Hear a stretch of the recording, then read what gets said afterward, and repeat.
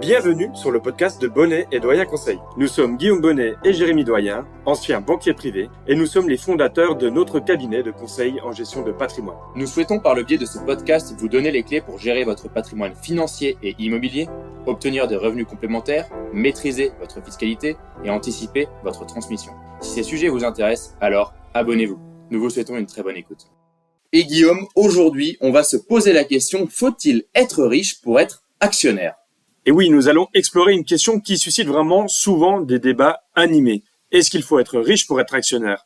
La première chose à savoir, c'est que les marchés boursiers, les entreprises et les investisseurs, ils font partie intégrante de notre économie qui est aujourd'hui mondialisée. Mais l'idée d'investir en actions, elle peut sembler réservée à une élite financière. On peut penser que seuls les millionnaires ou seules les personnes considérées comme riches peuvent devenir actionnaires et acheter des actions. Et pourtant, comme nous allons le découvrir dans notre podcast du jour, cette perception, elle ne reflète pas nécessairement la réalité. Et oui, Guillaume, pour comprendre pleinement cette question, commençons par définir ce qu'est un actionnaire. Un actionnaire est une personne ou une entité qui possède des actions, c'est-à-dire des parts de propriété dans une entreprise. Devenir actionnaire signifie donc que vous détenez un morceau de l'entreprise. Et en retour, vous avez le potentiel de partager ses bénéfices, mais également ses pertes.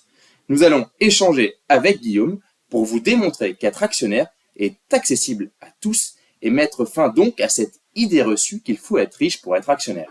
Allez, on commence et on va faire plusieurs questions. On va déterminer un petit peu comment devenir actionnaire et comment on peut tous être actionnaire. Donc Guillaume, déjà, faut-il avoir des connaissances et de l'expérience sur les marchés financiers pour être actionnaire ? Eh bien, ici, il y a deux types de réponses possibles. La première, c'est que je vous réponde que non, c'est pas forcément nécessaire d'avoir des connaissances ou de l'expérience pour acheter des actions et donc devenir actionnaire. Par contre, il faut faire très attention. Il faut rappeler déjà que quand on investit sur des actions, il y a un risque qui est lié à ce type d'investissement.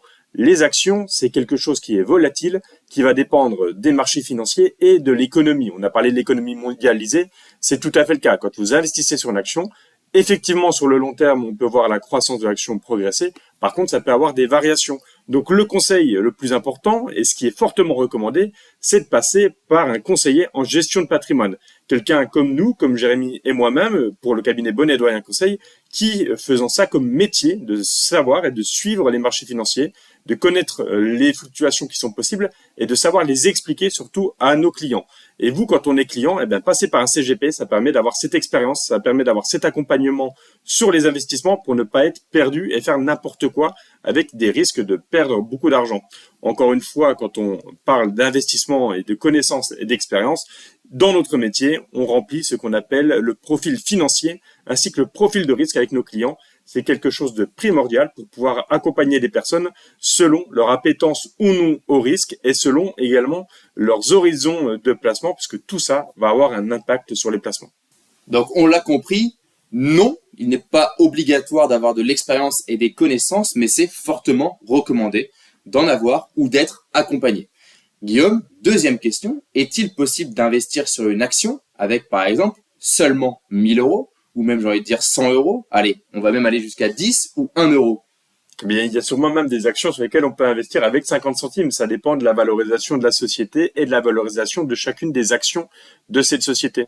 Mais oui, tout à fait. Et ici, c'est déjà une première réponse à la question qu'on se pose au début du podcast. Est-ce qu'il faut être riche pour investir ? La réponse ici, c'est bien sûr que c'est non. On peut acheter des actions de certaines sociétés pour 10 euros. On a des sociétés qui sont encore plus basses que ça et d'autres qui, bien sûr, vont être beaucoup plus chères. La question, c'est combien d'actions on va acheter au global.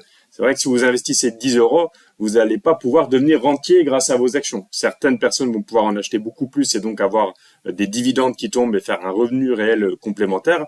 Mais dans la plupart des cas, on va investir sur des actions pour déjà investir dans l'économie réelle, puisque à l'inverse de d'autres types d'investissements, investir dans les actions, ça veut dire on va pouvoir lier son destin en quelque sorte avec celui d'une société qui nous tient à cœur, pour laquelle on a des appétences particulières ou pour des sujets dans lesquels on se reconnaît tout simplement. Donc investir, c'est possible. On peut investir à partir de 10 euros, d'1 euro. Investir 100 euros ou 1000 euros, ça dépend de votre capacité ici d'investissement, mais en tout cas, c'est tout à fait possible. Par contre, Jérémy, c'est là où on va pouvoir développer, c'est sur la question de diversification, encore une fois sur le risque. Et tout à fait, Guillaume. On va lier l'autre question. Y a-t-il un risque à investir sur une action ? Oui, tout à fait. Il y a des risques. Donc quand on investit 1000 euros, il vaut mieux mettre 1000 euros sur plusieurs actions que sur une seule. Car oui, quand vous investissez sur une seule action, vous prenez le risque que cette action fasse faillite. Car quand on investit sur une action, on investit sur une société. Et si cette société fait faillite, vous perdez l'argent investi. Donc ça, c'est important de le comprendre. Il y a bien un risque à investir sur des actions en direct. Donc on conseille avec Guillaume la diversification sur plusieurs actions. Que l'enveloppe soit de 1000 euros ou de 100 000 euros, on conseille toujours une diversification. La diversification, ça veut donc dire qu'on va investir sur un panier d'actions. On va choisir plusieurs sociétés. On peut même investir directement sur des fonds qui regroupent plusieurs actions ou même des ETF qui vont répliquer des indices et donc investir également sur un panel d'actions. Donc ça, c'est important, la diversification, car oui, il y a un risque quand on investit sur les actions. Maintenant, Guillaume, quand on investit sur des actions, est-ce qu'il faut investir par le biais d'un plan d'épargne en actions, d'un compte titre, d'une assurance vie, d'un plan d'épargne retraite?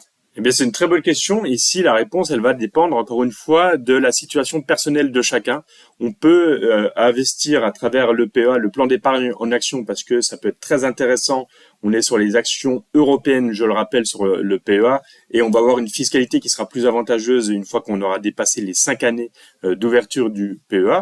Mais là, ça va correspondre, par exemple, à quelqu'un qui veut acheter des actions en direct et qui a envie de prendre un peu de risque et qui a une fiscalité qui est peut-être lourde et donc qui veut améliorer cette fiscalité.